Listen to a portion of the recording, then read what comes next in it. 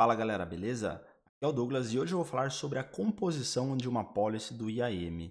E vou explicar de uma vez por todas como que a gente de fato muitas vezes não usa o poder que nós poderíamos usar com as políticas de IAM.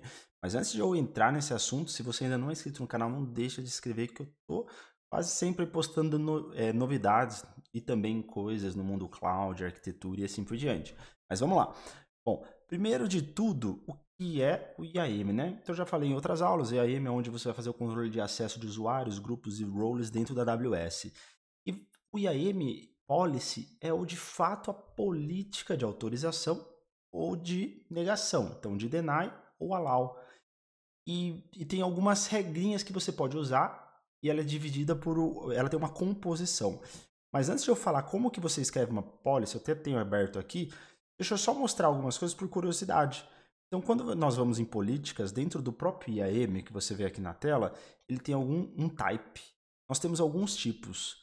Nós temos o tipo de AWS Managed, tem um monte na conta de todo mundo, quando você cria tá lá, e a AWS ela atualiza, não sei com qual frequência, mas ela tem um ciclo de atualização para todas elas quando necessário, certo? E esse se chama AWS Managed. É criado pela AWS, você não consegue vir aqui e editar ela. Então ela é da AWS. Inclusive, ó, eu não consigo deletar, eu não consigo fazer várias ações. Nós temos a de Job Function. Então existem policies que é no sentido de uma função de trabalho. Então não é uma política de acesso para algo específico, mas é uma política que eles consideram, vai ser de uma função de administrador de sistema. Deixa eu ver se tem outra aqui de exemplo. Ó, tem algumas. Power User, né, Security Audit, então usuário de segurança, em teoria, essa política cobriria vários dos acessos e assim por diante. E nós temos um outro que se chama Customer Managed, que é o próprio cliente gerencia. Então ele cria uma política, essa política ele pode assinar para N recursos. Existe uma terceira forma, que é quando você cria uma política dentro de um recurso. Então vamos supor, eu tenho uma role, e quando eu crio essa role, eu não tinha nenhuma role. Deixa eu ver se eu tenho um usuário, fica mais fácil para mostrar para vocês. Então eu tenho um usuário aqui, talvez eu tenha um. Isso. Tem um usuário, e eu posso vir aqui, quando eu crio em adicionar uma permissão, eu posso adicionar uma existente, que é uma policy, ou eu posso criar uma inline policy.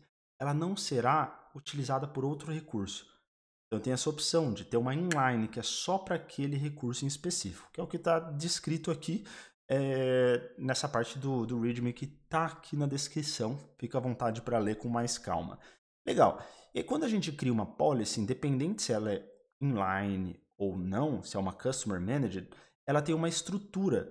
Então essa estrutura ela é composta por esse JSON.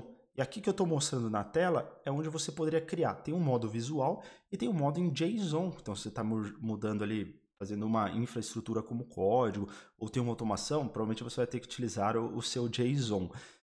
E aqui é onde você consegue criar e ter essa composição padrão. Ela é dividida por, primeiro, a versão. Essa é a versão do mecanismo da AWS. Então, assim, a última versão disponível no manual está de 2012 atualmente. Então é isso e ponto final. Eu sinceramente comecei a aprender depois dessa data e desde então nunca mudou. Nada, então a vida que segue, né? Os statements são onde de fato ficam as regras. Então, como você pode ver nesse exemplo, dentro do statement ele é uma lista, ou seja, eu posso ter mais do que um tipo de regra naquele statement. Então aqui está a data, daí no statement eu tenho uma lista. Isso quer dizer que esse acesso aqui é um grupo de um acesso. Eu poderia aqui ter um vírgula e ter outro statement, dando um acesso diferente.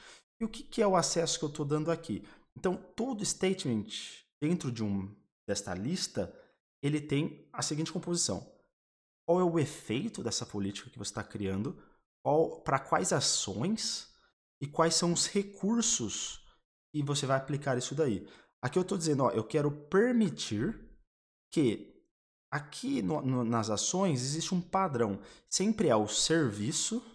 Então, se for uma EC2, eu vou colocar uma EC2. Se for RDS, é RDS.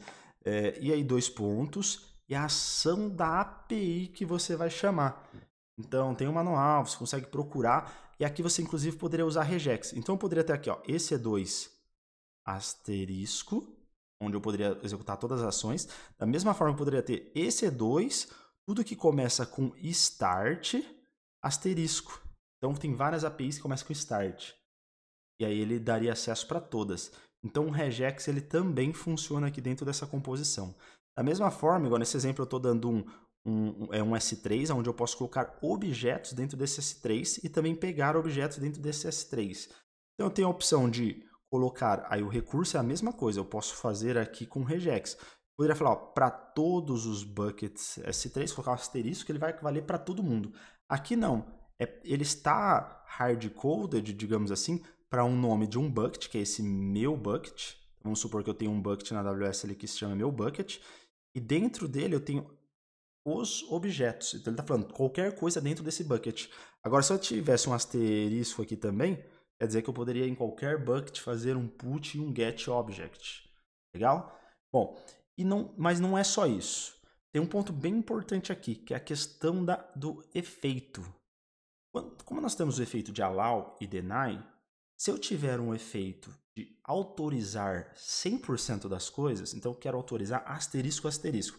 Por exemplo, vou fazer isso daqui direto na console. Vamos supor, eu quero todas as ações, vou tirar a lista, né? Aqui, ó, todas as actions para todos os meus recursos. Vou colocar só aspas. Então, para todas as actions, para todos os recursos que eu tenho. Ele vai dar uns warnings aqui, mas ignora por hora. E o que acontece? Isso daqui vai autorizar 100%. Se eu colocasse aqui depois desse bloco, um outro bloco, ele tem um outro seed, seria um nome. Então esse daqui é permitir tudo, esse daqui é negar algo. Eu poderia colocar aqui, ó, que todas as ações de RDS, por exemplo, serão deny. Olha só. Então, aqui eu estou autorizando 100% das coisas e aqui eu estou falando um deny. Mas olha só, eu coloquei o allow primeiro, então eu estou permitindo o primeiro. Não funciona assim. No IAM, independente da ordem, o que você tiver de regra de deny vai ser o que vai valer. Então, mesmo aqui ele dizendo que eu poderia ter acesso a 100% dos recursos, eu não vou ter por causa dessa regra de deny. Da mesma forma que eu poderia ter aqui um RDS, um nome de um RDS, que é um banco de dados, específico, onde só nele não poderia atuar. Então, você consegue usar várias coisas no IAM. Geralmente a gente não usa isso daí, porque existem vários conceitos. Você pode ter uma conta AWS para uma pessoa específica, ou para algumas pessoas, ou uma aplicação. Então, dentro daquele contexto, eles querem um acesso completo. Mas existem alguns casos onde você tem menos contas e essa conta é compartilhada. No caso de contas compartilhadas, geralmente você precisa fazer essa otimização. Mas existe um probleminha. Imagina o seguinte, você tem ali uma conta compartilhada entre 5 times diferentes acessam essa conta. E aí todos eles criam EC2, né? Servidores dentro da AWS. Qual que é o problema aqui? Como que eu vou conseguir dentro dessas políticas dizer, olha, você só pode mexer no seu servidor? Começa a complicar um pouco. Aí você pensa, não, o IAM não vai me atender. Não, na verdade ele atende. Existe um campo que é opcional, tá até aqui dentro, eu estou na frente, né? Mas que se chama esse add a condition.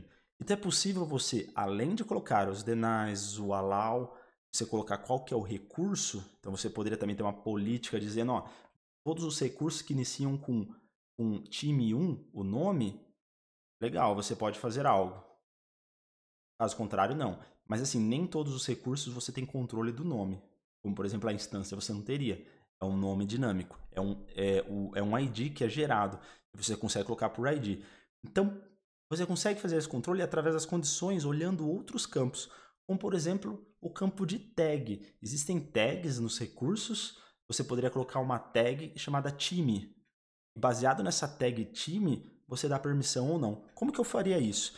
Então aqui eu só estou explicando um pouquinho de tudo isso que eu falei, né? Fica à vontade ali se você está aprendendo, está se preparando para uma certificação, para ver todos esses detalhes. E aqui vem a questão das condições. Então, como eu falei, ó, você tem uma condição de tag de recurso, você tem uma condição por origem de IP, você tem por origem de ARN, né, para saber exatamente de quem pode te chamar. Você tem da região que está sendo chamada aquele acesso. Às vezes você não quer ter uma comunicação dentro da sua conta ali de um IAM chamando de uma região que não está autorizada, sei lá.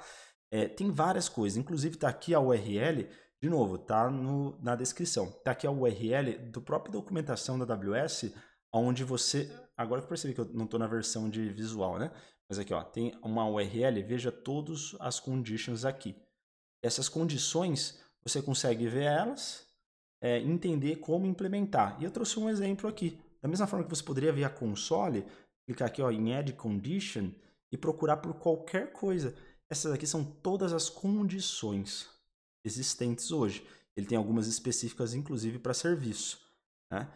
Enfim, então aqui olha só esse exemplo. Além do efeito, que é o allow, eu estou colocando a ação de iniciar instância para todas as instâncias aqui. Ó, tem um asterisco.